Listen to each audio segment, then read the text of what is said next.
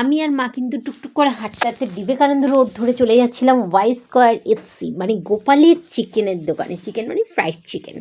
যাই হোক, আমি চিন্তা করছিলাম 1 জানুয়ারি আজকে, সো ওখানে সিট পাবো কি না, বসার জায়গা পাবো কি না। গোপালকে যখন ফোন করেছিলাম আমি, বললো হ্যাঁ চলে এসো, মোমো তো আছেই। তো আমি মোমো খাওয়ার জন্য এসেছিলাম। ও বললো গন্ধরাজ মোমো আছে। আমি বললাম ওকে, বাট গিয়ে শুনলাম স্যুপ নেই। আমার মনটা খারাপ হয়ে গেল।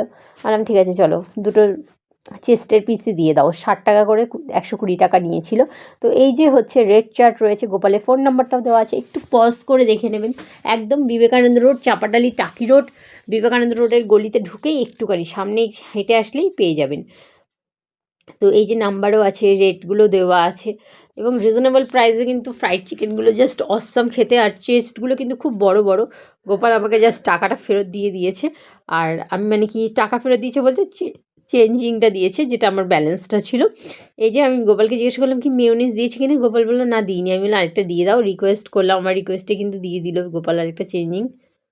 তো যাই হোক, আমি একজনকে একটুখানি চোখ বড় করলাম, একটা বাচ্চা খুব দুষ্টুমি করছিল সেই কারণে।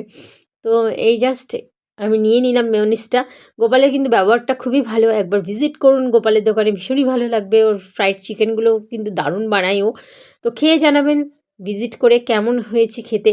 তো টাটা, দেখা হচ্ছে আরেকটা ব্লগে।